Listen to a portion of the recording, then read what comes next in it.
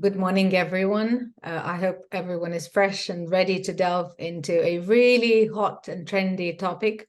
My name is Jivila Kropaite. I want to welcome you to yet another round of EU Clusters talks. We will talk about generative AI.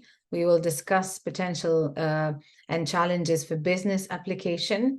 We will speak about the application of potential of generative AI in business practices. We will discuss the difficulties, and also we will look at the legal framework as well.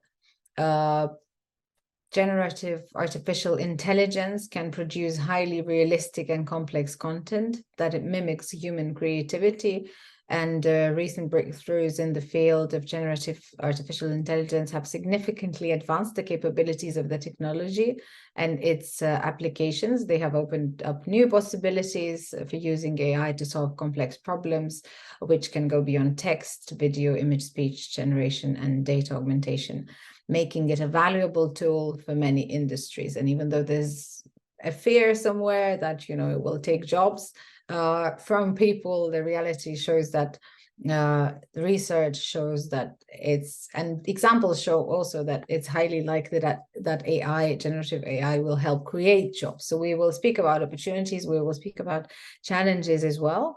And this is a talk, an event that is part of regular meetings brought to the cluster community by the European Cluster Collaboration Platform.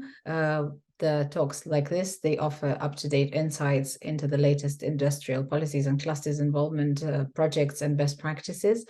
We will have a chance to we will ask you to contribute by raising your issues and sharing your views as well. This is what we do all the time. This way the meeting becomes instrumental for everyone, and we can gain something. All of us can gain something from this, hopefully. So I will move to presenting you very briefly the agenda, and thank you the people who are joining and introducing themselves. I can see that in the chat. I will tell you about the chat in a minute. We will hear news from the European Cluster Collaboration Platform. We will get a glimpse of the EU AI Act, a presentation by European Commission, DG Connect. We will then have a conversation with practitioners. So views from practitioners is what we have called the next part of the event. And as always, we will be presented. We will get a glimpse of funding opportunities from the European Cluster Collaboration Platform as well. So this is it for the agenda. As always, the Slido app or just the browser that you can use. You go to browser, you put in Slido, or you scan the QR code as well, and you get to participate in the polls that we have formulated. We do use the Zoom Q&A function to ask questions, and the chat function as well to comment or share the links. All of the links normally that are mentioned during presentations, they also end up in the chat. So you can follow the chat and get all of the most important information there. If you want to speak, do raise your hand. We will give you the floor. The session is being recorded, and the recording will be published on the European Cluster Collaboration Platform. This is it, the housekeeping rules, and we will hear from Nina Hopman, who is with the European Cluster Collaboration Platform. The floor is yours, Nina. Many thanks, Juvila, and good morning to everybody. Happy to be with you this morning. We have some news to share from the European Cluster Collaboration Platform.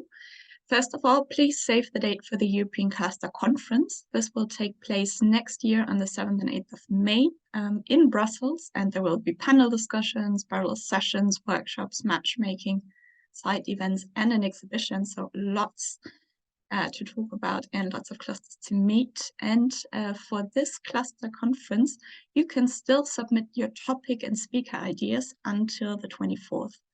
So if you want to get involved in shaping the program, let the Commission know what are your particular interests, what should definitely be on the agenda to be discussed at the cluster conference, please fill in the survey that you find the link in the chat to do this. So last chance to submit your ideas to the program. We also invite you to come to the Cluster Booster Academy. This is an event that is designed for up to 50 participants to enhance your skills, either as a cluster manager or as a cluster professional, maybe future cluster manager. Join us for 3 days of online training at the end of January and 2 days of in-person training, which will take place on the 11th and 12th of March in Bulgaria at the Automotive Cluster in Sofia. So if you're interested, apply now. The application phase is still open. What is also new is a new call to host the Clusters Meet Regions events. Probably you've already heard of them, or maybe you've also attended one. These are events that are organized in a region to discuss the role of clusters, which role they play in the regional economies, and how they can be drivers for the twin transition and to create resilience and collaborate with regional stakeholders for the industrial development of the region. So the call is now open. If you're interested in bringing such an event to your region, look at the white book that explains the concept and also what is expected of the hosts. Get your regional government involved in the application and submit it if you want to host one of the regions in maybe 2014 or 2015, 24 or 25. And if you need inspiration, we still have one Clusters Meet Region event coming up, which will take place in Poland on the 11th and 12th of December. So you're most welcome to join this Clusters Meet Regions. Registration is still open. And last but not least, we also invite you to give some feedback for the EU Cluster Talks, so the event that you're in right now. We have a survey open to give us your feedback and also to submit your topic ideas for 24. We are now starting to plan the topics for next year, so please get involved and let us know which are the topics that you would like to see discussed in the EU Cluster Talks. And with that, let's go to our topic of the day, and back to you, Sibylle. Thank you, Nina. Let us indeed go back to the topic of today, which I presented as trendy and very hot at this very time. Antoine Alexandre André from DG Connect of the European Commission will give us an overview of the EU AI Act. Thank you for joining. We are all ears. Thank you for the invitation. Good morning, everybody. So, as mentioned, my name is Antoine Alexandre André. I am part of DG Connect A2, which is the unit in the European Commission dealing with AI policy developments and coordination, currently being in the very last stage of the negotiations on the European proposals for regulating artificial intelligence. More specifically, I am in charge of leading the implementations of the future European regulation on AI, notably for what concerns the AI standardization strategy. Next slide, please.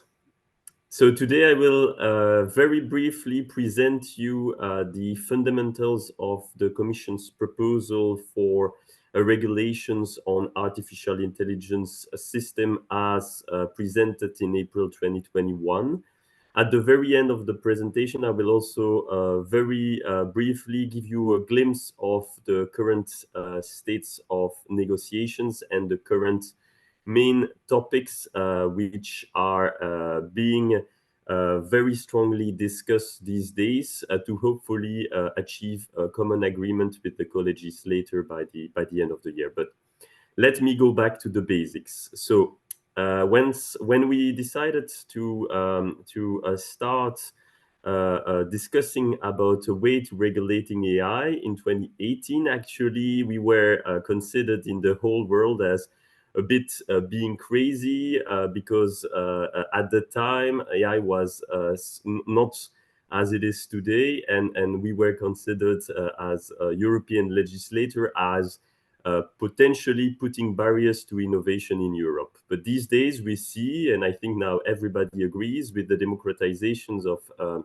of specific generative AI tools that actually there are some risk to specific AI systems, and we need to put barriers to ensure protection of safety, security, and fundamental rights for citizens in the European Union. So first thing we politically decided to regulate AI in an horizontal way, so not regulating through different sectoral legislation, but having a very horizontal, very generic rules, which would apply to all AI systems. Secondly, we decided to follow a product safety legislation logic and to add a fundamental right layers, meaning that we decided to consider AI system as products and not as services. Thirdly, we have propose this risk-based approach, meaning that we only want to put rules for the AI systems that poses the highest risk to safety, security, and fundamental rights to European citizens.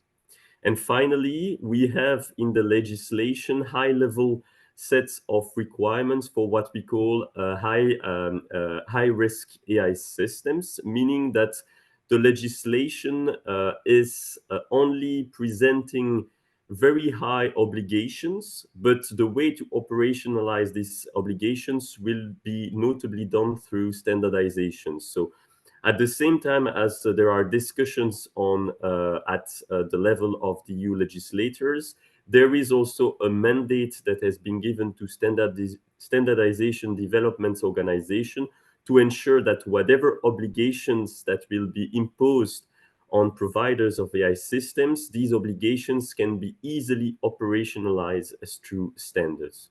All of this is meant, as I already explained, to increase trust in the use and developments of AI systems in Europe and their deployment on the EU internal markets.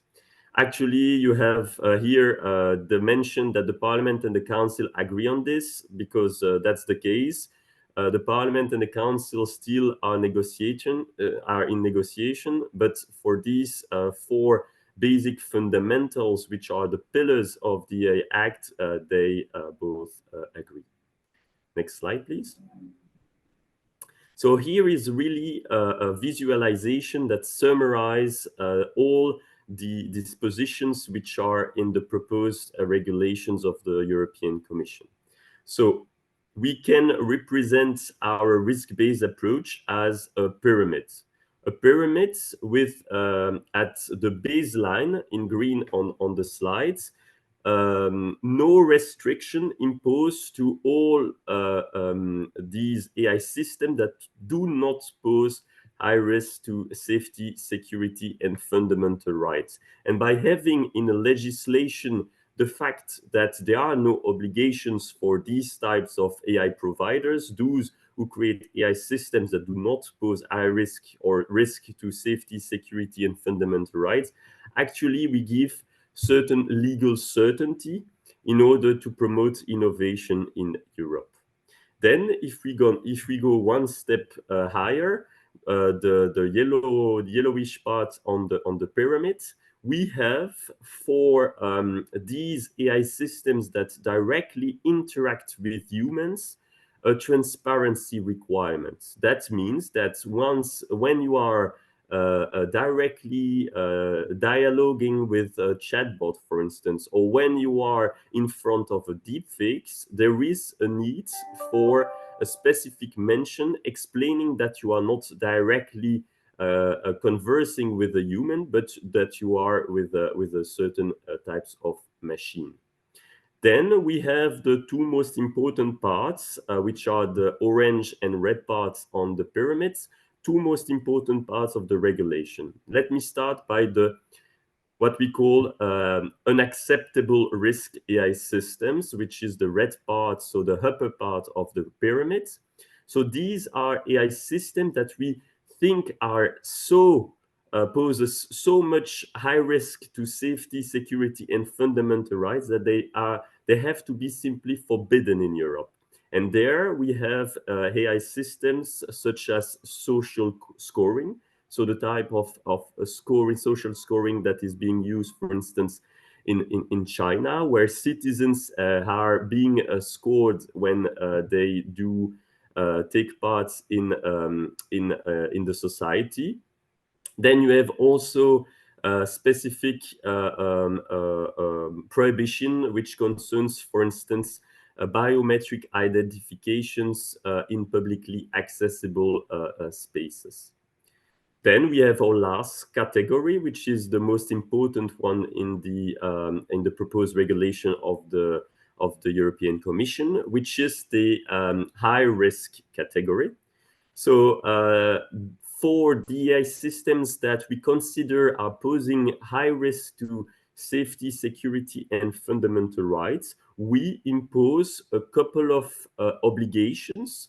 So as I already mentioned, these are high-level obligations mentioned in the legislation, but the way for companies to be able to comply with these types of regulation will be mostly done through standardization. So by the time the AI Act will become applicable, we foresee to have a set of standards that would allow companies to directly receive a presumption of conformity if adopted and implemented in these companies.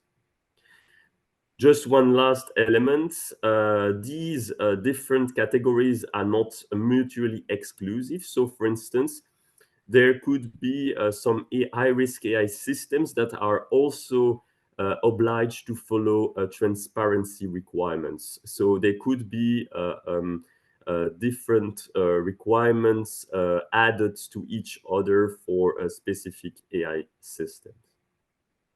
Next slide, please. So where do we stand now? So as I already in the negotiation, so as I already explained, our initial proposal, the initial proposal of the European Commission was published on the 21st of April 2021. Then the first co-legislator who adopt its general position on the proposed regulation was the Council. Council who adopted a position already in December 2022. Then the second co-legislator, the European Parliament, took a bit more time, notably given the already mentioned democratizations of new types of AI systems based on foundation models, so which are these types of large model allowing AI systems to do multiple tasks. So while they were still discussing what their position should be, they finally adopted the general position of the Parliament on the 14th of June 2023. And since the 14th of June 2023, we are in what we call in the Brussels jargon, the trilogues, which means that we are in this phase of the negotiations where the co-legislature, together with the commissions, are around the table to finalize, to fine-tune the legislations that will be finally adopted in Europe.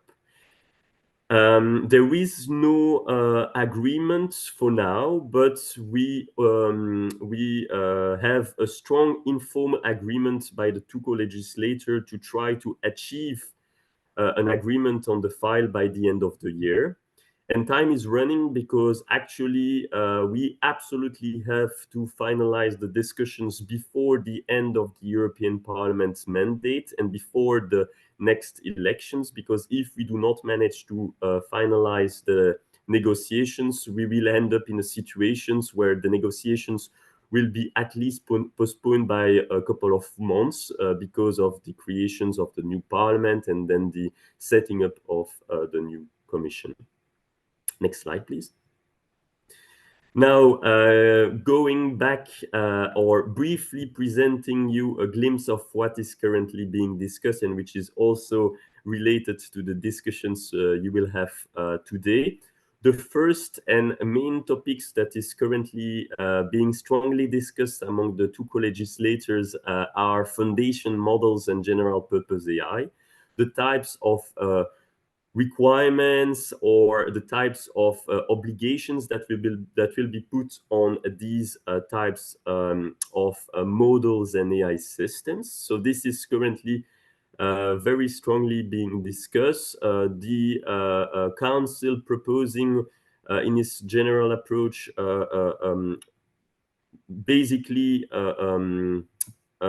mainly obligations for general purpose AI systems, while the Parliament is also opening to the adoptions of obligations for the models which are behind these very highly capable and advanced AI systems, which are called foundation models.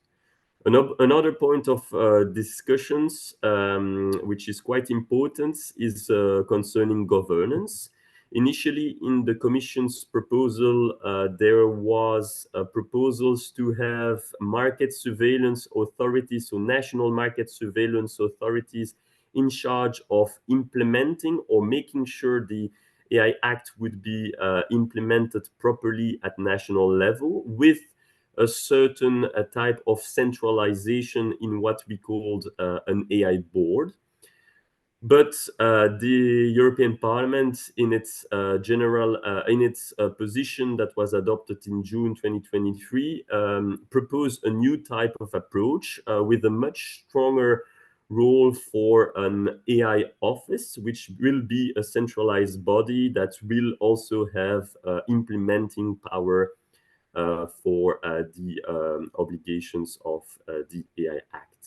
Final, very important discussions concerns law enforcement and, for instance, the use of remote biometric identifications in publicly accessible spaces by law enforcement services.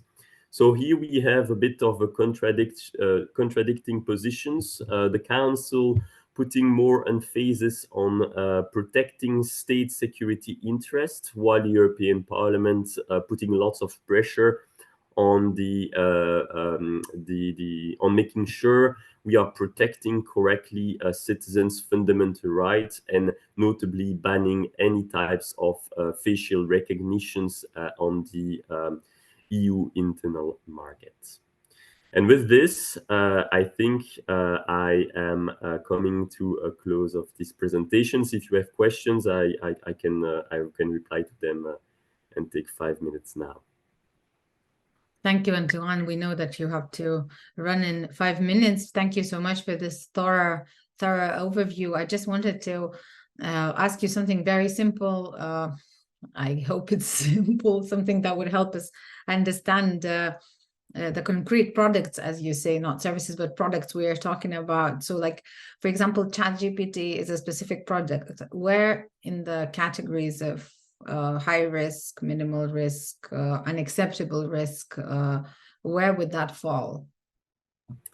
So actually, ChatGPT, as we understand it, will not fall in the category of high-risk AI systems, as it was proposed, as it was set in the Commission's proposal, so initial proposals, so 2.5 years ago. ChatGPT will only be obliged to have these types of transparency requirements, meaning that there would be a need for the users to be informed that he is talking directly to a chatbot, so a machine and not a human. And also, if these systems would create, for instance, images which could be deepfakes, there would be also a need, again, in the initial proposal of the European Commission, to mention that this has been generated by a machine. Now, as I mentioned, I think I don't think, actually, the Council and the European Parliaments in their approach extended the concept of foundation models and general purpose AI, which means that currently ChatGPT would probably fall in these two categories. And then for these types of generative AI systems, there would be, but here I cannot tell you about the content of the obligations, but there would be additional informations for these types of highly capable systems, which are actually now all over the places and used by many European citizens. But we really have to keep in mind that at the time that we propose the regulations, the European Commission proposed the regulations, these types of systems were still in their infancy. Actually, ChatGPT was not even existing.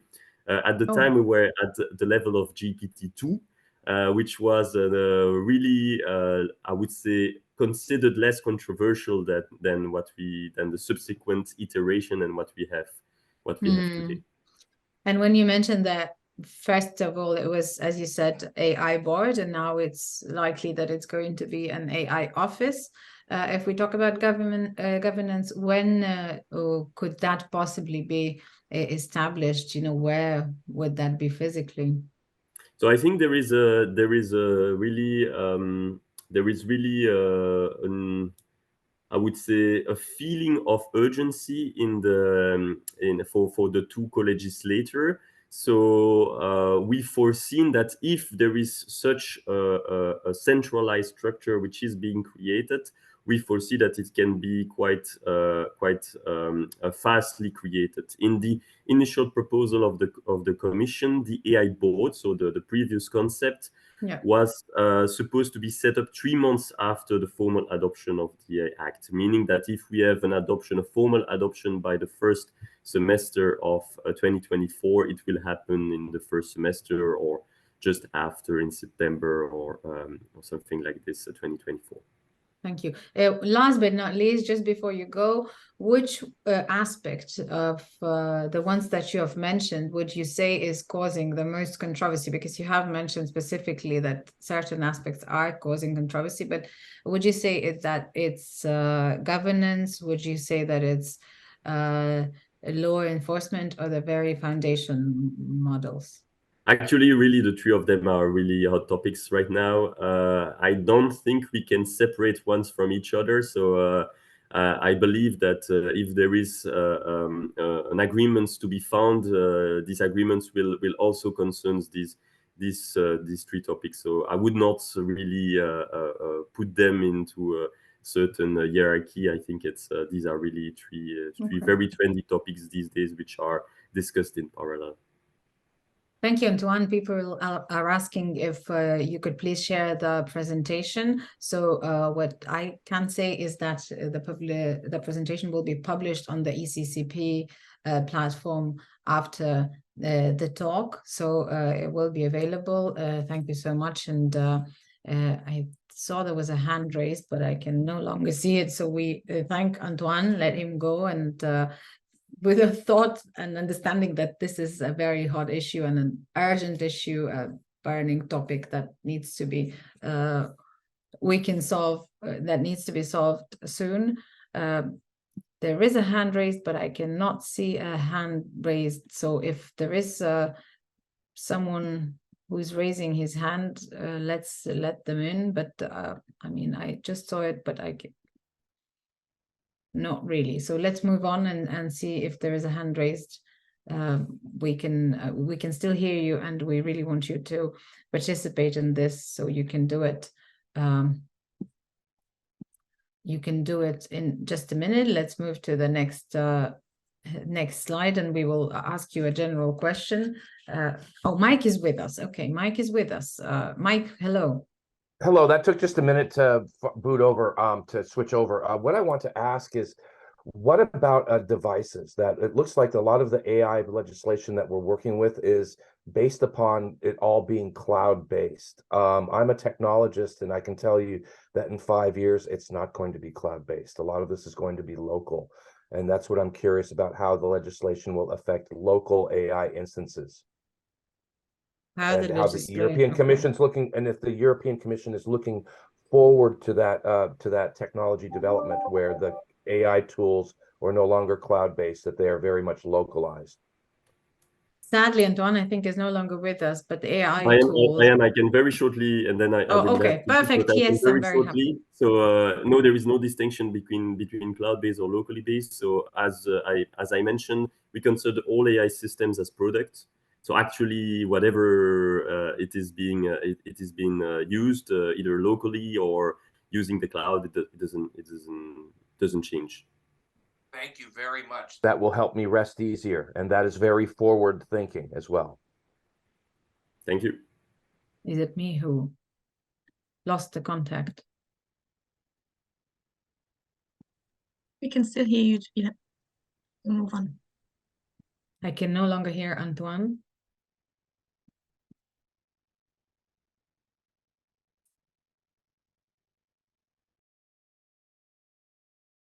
Jamila, we can still hear you.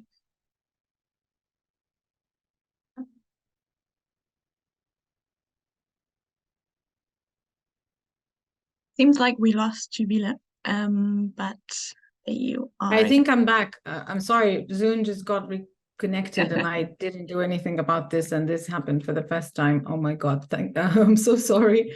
But no worries. I put on the very first slide or question for our audience. So let's have a look at that and you can take it over from here again. Okay, are you applying AI solutions in your organization? Is the question that we are asking you. And this is not, there is no possibility to mention anything more specifically, but if you want to do that, you can do it on the chat, and then we will discuss this. But now, very generally, are you applying any AI solutions in your organization, or are you not applying any AI solutions? Yes, but we are new with this is also an option. Most of you are not yet applying, but some people are still replying, I think. No, not yet, not anymore. So we have 46%, 50, half, nearly half, well, exactly half, 50% are not applying AI solutions in the organization. And the 27% who are saying that we are new with this, and 27% saying, yes, we have been there for some time. So we will get a chance to see specific examples. We will get some use from practitioners now. And we will, before that happens, we will just ask you again, where do you see business application potential for generative AI? Whether you are using the tools already or whether you're not using the tools already, where do you see business application potential for generative AI? And this is the word cloud type of an exercise. So type in anything that matters to you, anything that you think is important, and then we will see what is appearing as the most common option. Where do you see business application potential for generative AI? Security, communication, design, defense, big data, communication, potential for communication coming up as well. Where do you see business application potential for generative AI? Communication appearing as the most common unexplored option. Communication, business potential. I'm noting this down. Business application potential for generative AI. Thank you for your replies, everybody. This is really interesting to hear. Security as well. Security and advanced manufacturing is coming up as well. Customer relations, production process, supply chain, basically everything, information gathering, generation of ideas, design, defense and security. Let's see whether we can do something about it as well. Defense and security. Okay, I think for now we've collected enough ideas. Communication and security as the two highlights. Thank you for your replies. Thank you for typing in. We will hear the views from participants. We have with us two speakers, and we encourage you very much to ask your questions as Mike did, and you can do it on the chat as well. You can speak live, you can communicate with us and participate in the discussion. Please send in your questions or raise your hand to comment, and we invite you to speak with practitioners, of whom we've got two. Managing Director at Cluster Idea, Antonio Novo, who is with us. Good morning, Antonio. Hello, good morning from City, Romania. Can you hear me? Yes, we can. Thank you so much. Also with us is co-founder of several companies, Imperia Online, member of ICT Cluster Bulgaria, and that's Dobroslav Dimitrov. Good morning, Dobroslav. Hello. everybody Good is morning. with. Thanks. Yeah. Let's start with both of you explaining exactly what you do. Antonio, let's start with you and how AI topic is relevant, generative AI is relevant to what you do. Okay, I am cluster manager of IDEA. IDEA is a Spanish cluster located in Aragon, and we are focused on digitalization technologies from our beginning 19 years ago. We have been working on what was called before business intelligence, and now is artificial intelligence, also from the beginning. And I will say that we started working specifically with artificial intelligence on 2016, when we created a strong group led by some automotive and aerospace companies in order to study what kind of application we could have of big data and artificial intelligence on advanced manufacturing. We have been developing some quite big projects, meaning joining more than 4,000 robots, so no real environments. And I would say that we have a strong experience in, I would say also, classical artificial intelligence applied on industry, not only on industry, but mainly in the industry. So we have some members that are applying artificial intelligence for verification of product quality or subcomponent quality through images or through a study of the results taken from the PLCs, and also making, I would say, predictive maintenance based on data. But I will not speak about that. We have been exploring potential uses of generative artificial intelligence because it's a total jump in the capacities of artificial intelligence. In 2016, 17, we dedicated near 1 year to create some kind of ontologies for industrial uses, meaning we were studying how to classify the information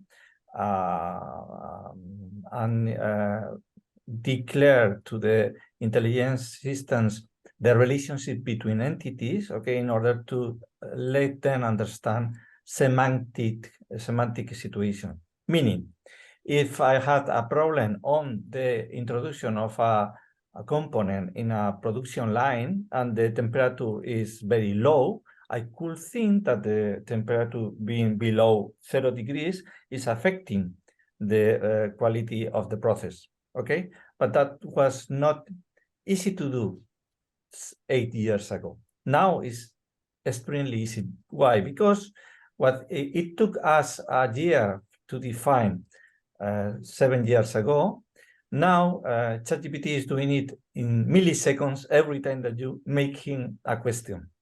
And that is a jump, very, very high jump. So what are we doing now? First, as always in our projects at cluster level, we are we have a group on artificial intelligence, but we created a subgroup specifically on generative artificial intelligence with collaboration of our universities. And we have been meeting with high-level experts for more than a year now, okay? For example, the director of Microsoft Iberia on technologies, okay? Or several professors of universities. Understanding the technology at potential uses of the and limitation of the technology.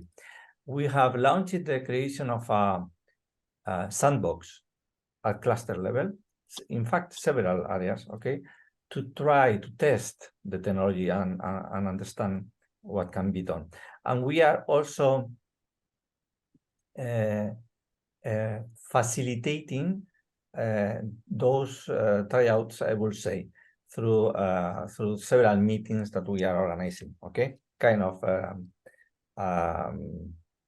hackathons, internal hackathons, if you want to say it. What is the current situation? We are dealing with the potential benefits, but also with the risks. And now the main risk that we have detected is the control of the data.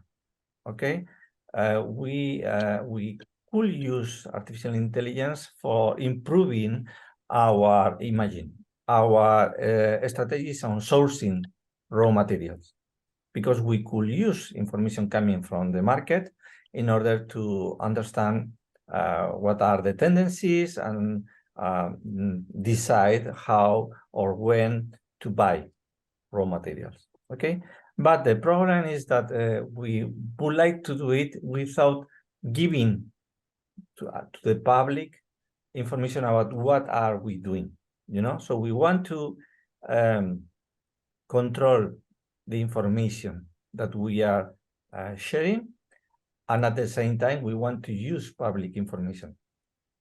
Okay, this is one example. Okay. Another example could be done internally. And if you allow me just to give you a very clear example, we are testing also at European Cluster, at the European Cluster Alliance, this kind of technologies. I have shared in the chat the link to our main page, and there is a chatbot, generative chatbot in the main page. I will let Droslav introduce himself, but if I have time later, I will. Okay, we'll get Sorry. back to you. There is a specific synthetic data question to you, directed to you, but I will go back to you in just a minute. Dobroslav is an entrepreneur with many years of experience, a co-founder of several companies. Would you just say maybe the main companies? Endurosat is a Bulgarian company that specializes in the production of satellite modules equipped with sensors for data extraction in orbit. Is that the main activity of yours? Yes, currently, yeah, I'm a co-founder of two software companies, and Endurosat, that is a space engineering company. Since foundation 7 years ago, we have put in orbit about 1,500 working systems, including entire satellites, plus many different modules that are done for NASA, MIT, and so forth. So basically, we're highly technological that is being developed. And yes, we do use AI for analysis of images in orbit. So therefore, you don't have to transfer the raw data back to Earth, which is enormous amount of data. So you can actually transfer much less data. We do this with IBM.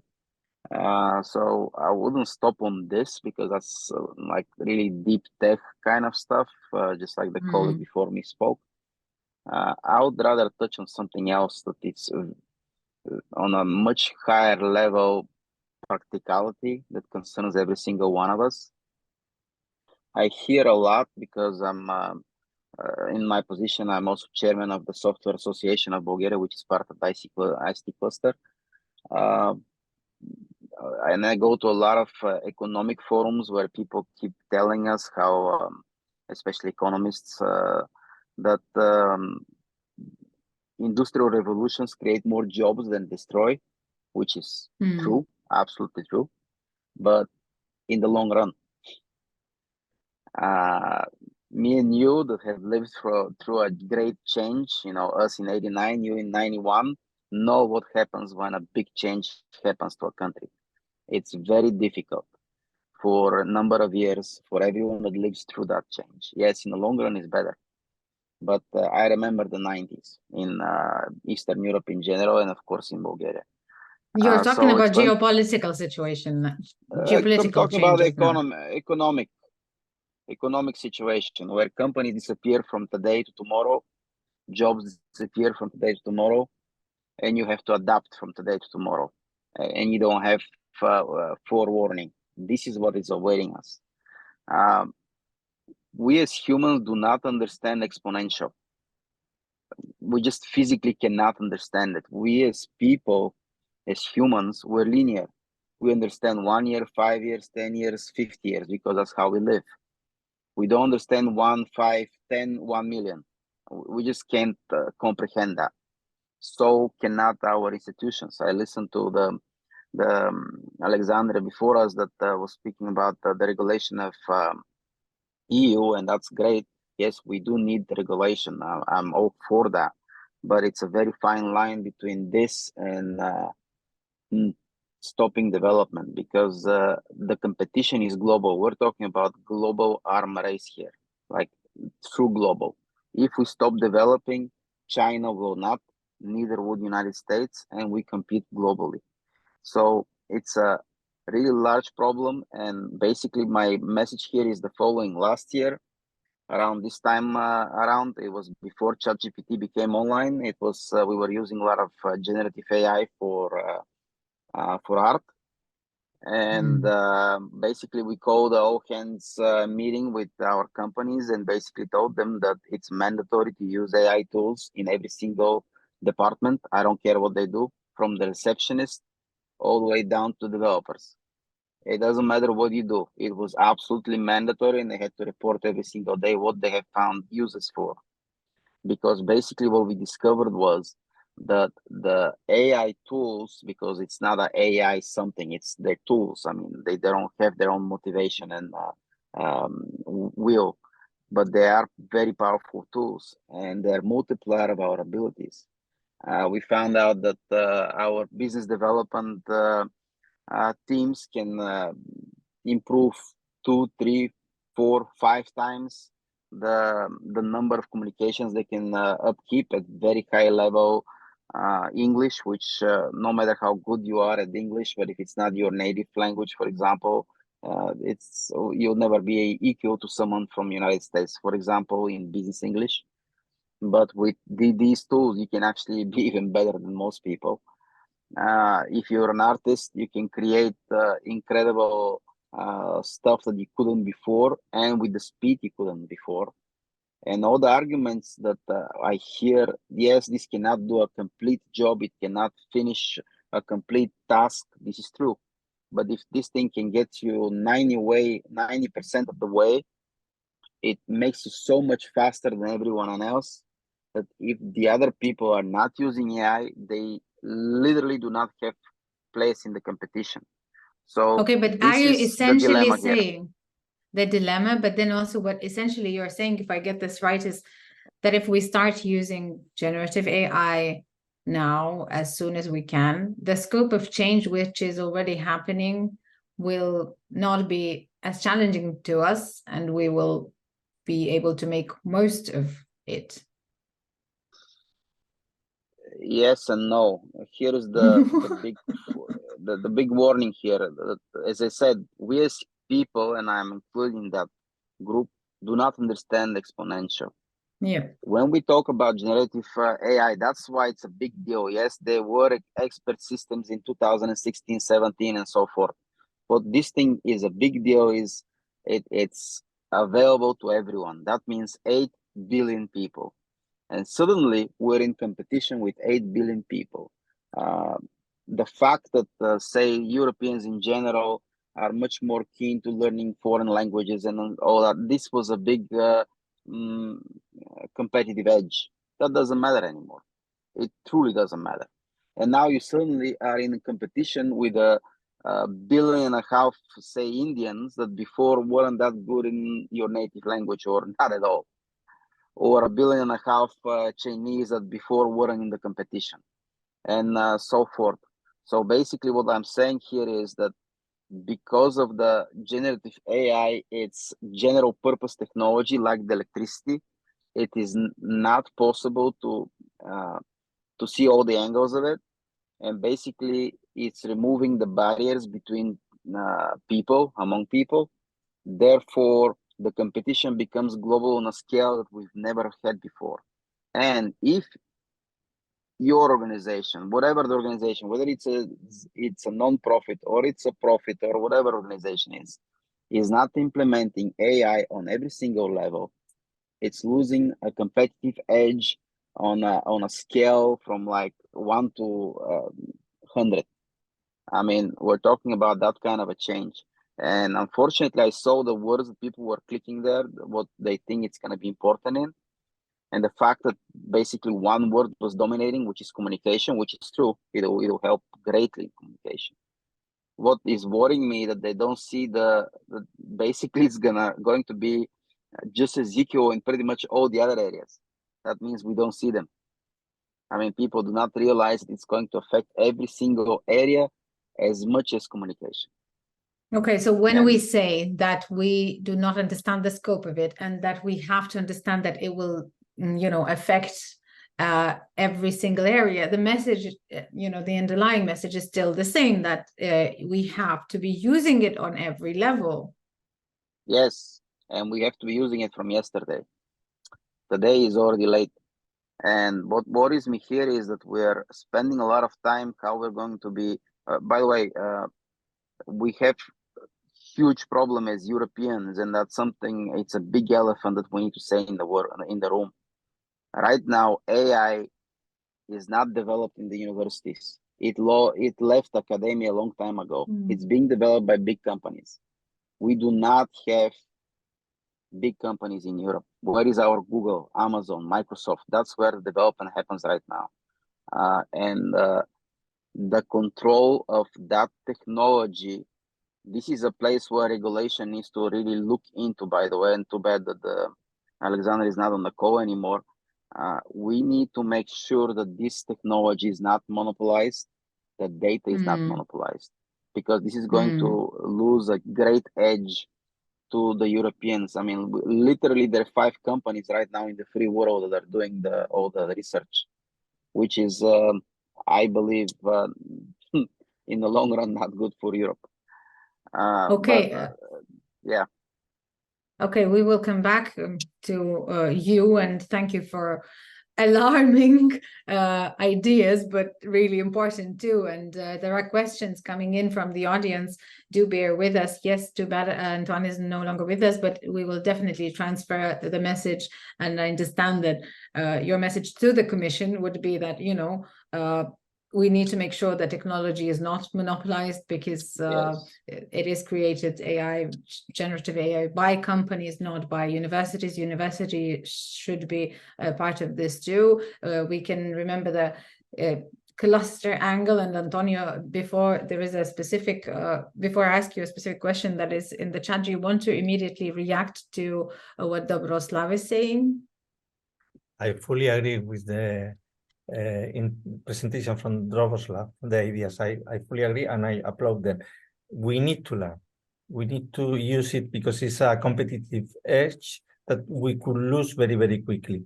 So we need not only us, all our economy and cluster can play a role as facilitators. That is the main message. But in order for cluster to play the role, we need, as cluster managers, as cluster team, we need to capacitate ourselves. So I would encourage the clusters attending this session, and all of them, all of the European cluster, to learn very quickly and to explore and to help the companies working on as members of the cluster and the ecosystem around them to understand what kind of application can be implemented as soon as possible. Okay, because there are very low-hanging fruits, it's very easy to implement this technology in some areas, and others are not so quick or not so easy. But we should make a map of potential application, and we should help facilitate our members' introduction to those applications. Antonio, in your sandbox, the one that you mentioned, and I think testing, did you use synthetic data? If so, what challenges did you experience with synthetic data? Generative artificial intelligence is creating synthetic data, as I think is one of the main technologies that it uses, the main ways to work. So it's, of course, if it is using generative artificial intelligence, is synthesizing data. Okay, I don't know if that is what is the full meaning of the question, but I think that that is right to say. There are big, for me, big problems currently with the I will say the information that we gather from this kind of generative artificial intelligence tools, you know, because it can lie, it can be wrong, it can be misunderstood, you know. And I wanted to highlight that point with the example of our bot. Okay, we are testing it. It's very clear in every one of the answers that is a testing phase. So what is the reason why it's not giving updated data? Because the source, the data sources are not updated, are not reload, you know, every time. So it's using all data from 3 months ago, no, 1 month ago, something like that. So for example, the information about this cluster torque is not introduced. That is one point. But another point is that sometimes it is misunderstanding the information, you know, and even it's not following the rules that I gave the system. For example, if you ask for my phone number, most probably it will give you my phone number. And I can tell you that there is a concrete instruction in the setup of the system telling him not to give my phone number. Why is it giving him it? I don't know, you know, but this is doing it. So data control is a critical point, not easy to solve. So I repeat myself, sorry, but it's very, very important. There are many applications. For example, my cluster members are working, have been working for years now on RPA, you know, robotic, sorry, I lost now the robotic process automation, you know, for improving processes, okay? And generative artificial intelligence could be critical on improving processes, you know, financial processes, supply chain processes, all kind of processes. Okay. But how to do it and how to control the risk of false results or false suggestions, that is a critical point. So there are questions coming in from the audience. Before that happens, Dobroslav, do you just want to comment on what Antonio is stressing so much, that the control of the data is the risk, the great risk? Yes. Basically, data needs to be looked at as the new oil, the new land. Whoever controls the data will control the technology and therefore the world. It's imperative that data is available for training of other entities, but as I said, those 4 or 5. This is incredibly important, and I'm glad that he mentioned the part where the chatbot does not comply to rules. It's very important to understand how that technology actually do a lot of trainings. Even yesterday and the day before that, and the day before that, I was in high schools. We have this initiative that we go in high school and talk to the teachers to teach them how to use generative AI for their teachings and what to explain to the students, because the students will use it. They just don't do it very smartly. And basically, this is what I start with, explaining them that the AI is a black box, just like our brain is. And this is why it's so difficult to control, because it's inherently created to be unpredictable. That's why it can create, because it's unpredictable. And when it's unpredictable and it's not linear like other computers, it's really not possible to control. I wouldn't say it's lying. What I explain to teachers, for example, the example I give teachers, and I think everyone can understand that example, is when you stand up a student in front of the class and you ask a question, the teacher asks a question, the student knows she or he has to answer that question. It's just you have to, because otherwise you're gonna get a F, right? But you don't know the answer. So you don't know the answer, but you have to answer. what happens at that point? Your classmates perhaps start giving you some points, and you hear somebody says something here, somebody says something over there, you hear a couple of words, and you make up a story in your brain. Then you say something really funny, and we all laugh about it for years. Basically, this is the process that the generative AI works. You ask them a question. If they don't have the concept of what exactly you're actually trying to get from them, they feel obligated to answer. Therefore, they're going to give you an answer. And that answer is not really a lie. It's just in the generative AI mind, it's fulfilling the obligation. So what it's important here to understand is we need to use our natural intelligence to basically use the artificial intelligence to its fullest. Yes, it can't mislead you, just like a person can mislead you. Yes. People can mislead each other. And this is when we use our critical thinking to know when a person across from you is misleading you. It doesn't have to be a lie. It can mislead you honestly. So it's basically the same thing. Yes, but I mean, I understand your example. It's very, very illustrative and it's nice, but also, you know, a human being, a human brain can decide to not say anything, can decide to run away from the classroom. And this is where our advantage comes in. Antonio, did you want to say something very briefly? Yeah, and related to what just Droboslav said, okay? Whenever we ask now ChatGPT or this kind of machines and information, now is exploring the web, you know? So what kind of information, what will it provide? That is quickly easy to find, okay? And if we put in the websites information that is wrong, but that is in our interest, it will take it and publish it. So we need to be very careful on and also smart on what are we publishing, you know? And we need to learn because others are learning. I really love the position from Droboslav. We have increased our competition in many billions of humans that now can position the information and the proposal and the offers at the same level that us.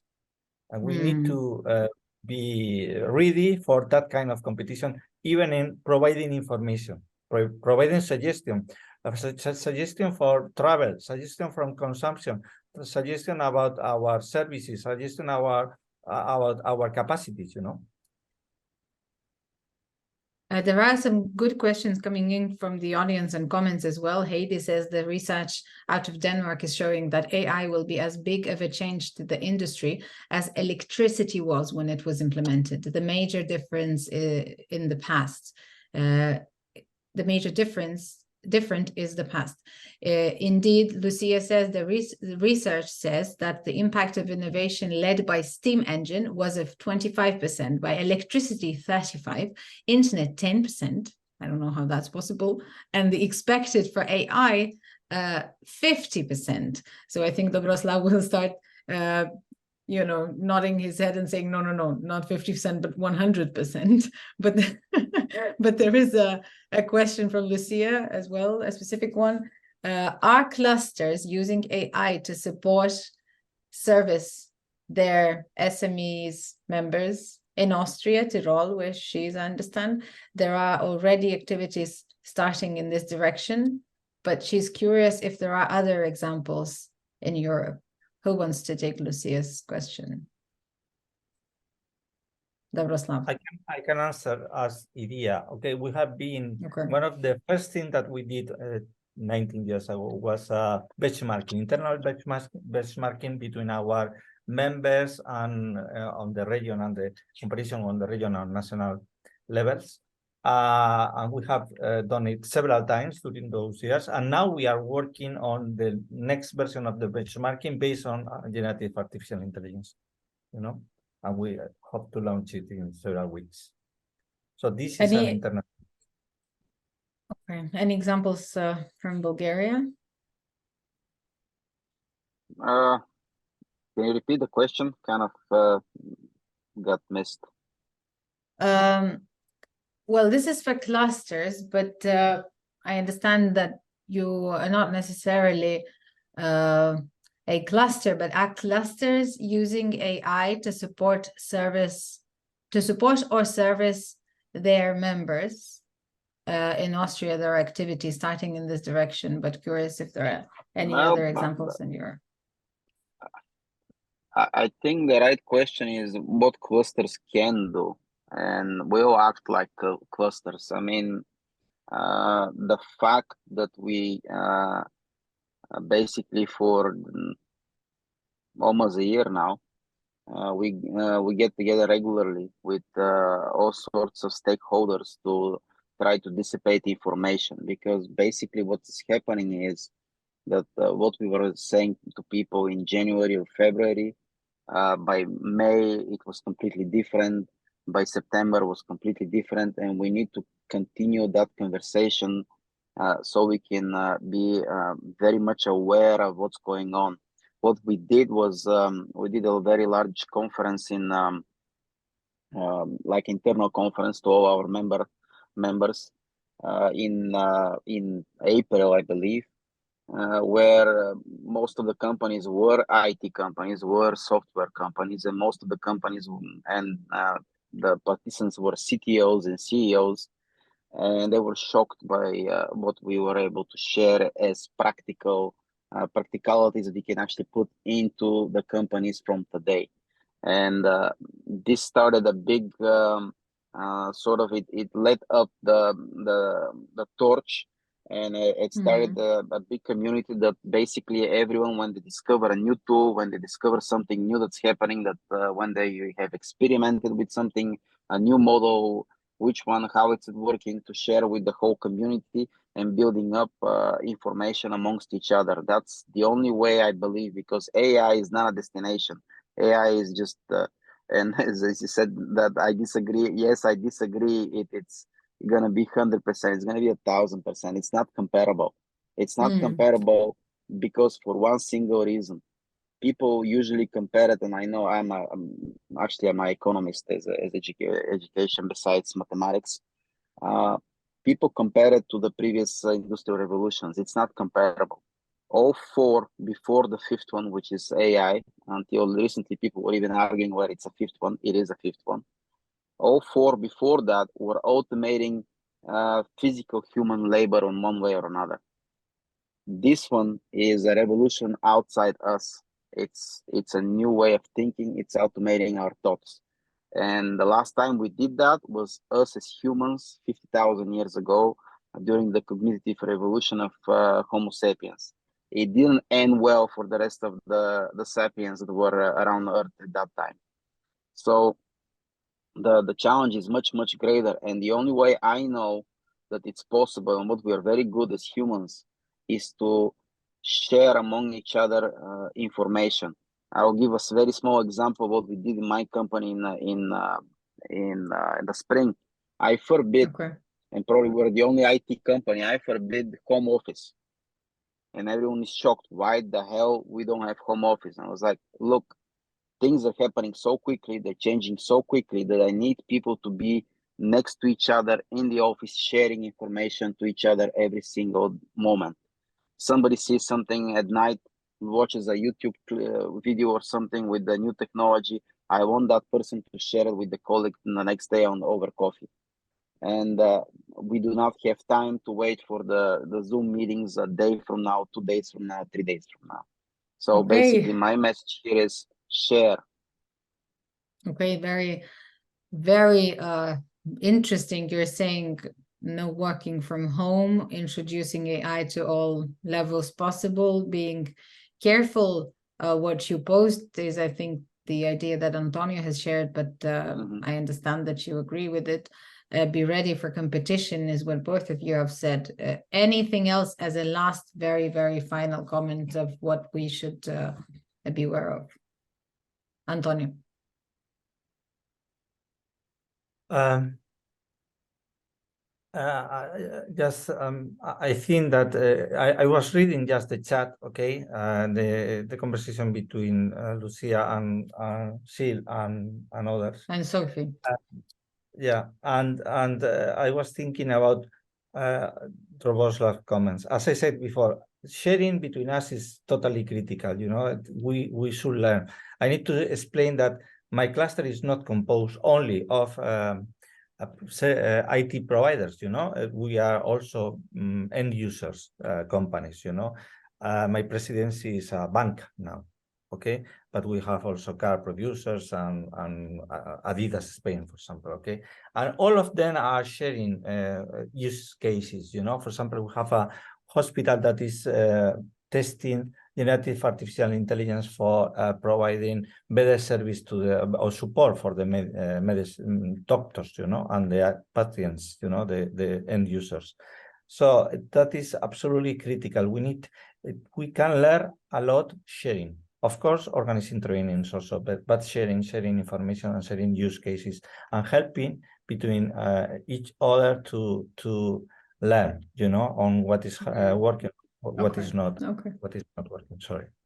Antonio, thank you very much. That was very insightful. And one very, very last comment, Dobroslav, be ready for competition, share. Be careful with what you post, introduce AI to all possible levels, not working from home as your personal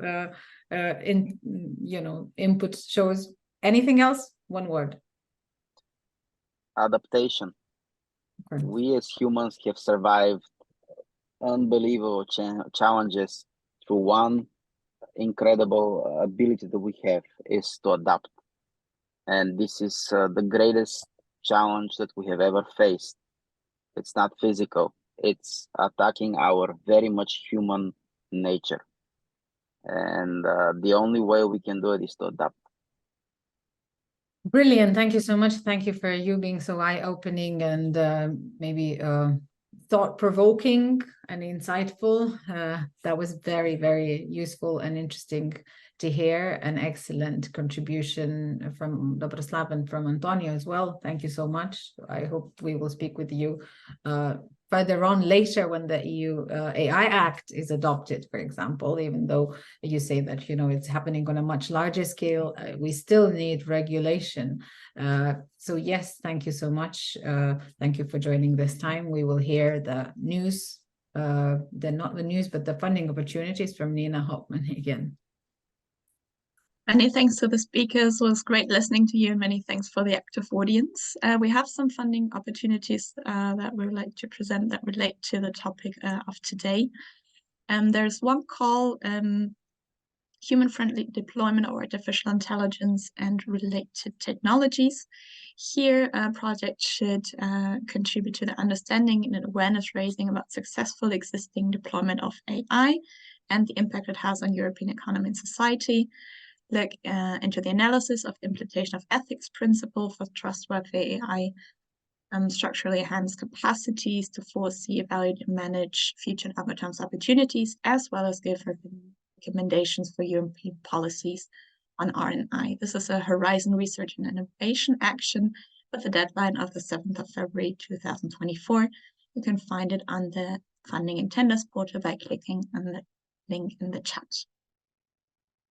Another call is open for proposals, leverage the digital transition for competitive European cultural and creative industries. So the application of and the use of innovative digital technologies, potentially AI, as we discussed today, for a particular ecosystem, the CCIs, the cultural and creative industries, and projects here should validate and refine measures to increase the use and to contribute to strengthen the ability of European CCIs to contribute to a human-centered digital transition. Proposals should set up at least 4 small-scale pilot trials in real conditions. So I think that's a very interesting call, and it's in Horizon Innovation Action with the deadline of 7th of February as well, published on the Funding and Tenders portal. You have the topic ID as well in the screen. And there's a call for an AI data and robotics partnership. Here, projects are expected to enable companies in the public sectors to comply with existing and emerging regulation and create value on data assets. We've been talking about data today as well in the exchange and in the session. They should look at the bias in data sets, shorten the time to market and reduce development costs of compliant data solutions, contribute to the common European data spaces, and reduce the environmental footprint of data operations. Also, an Horizon Innovation Action with a deadline of 19th of March, published on the Funding and Tenders portal. And as always, I would also like to remind everybody of the calls that are available for SMEs, in particular, that are published by the Euroclusters, the flagship initiative for clusters in different ecosystems to promote the green and digital transition and to create resilience. There are a lot of calls open that relate to training, that can relate to internationalization, the adoption of technologies or innovation. So please have a look at all these different opportunities for SMEs that are published on the European Cluster Collaboration Platform. Lots to explore for the members of clusters. Many thanks, and back to you.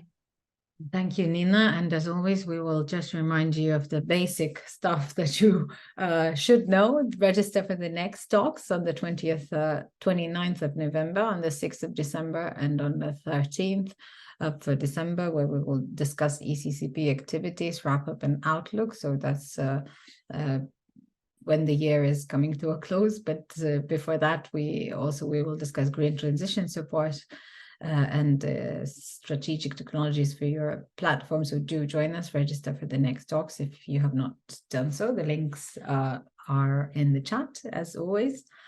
And visit the ECCP website, where you can find all of the information, and you can do networking on social media.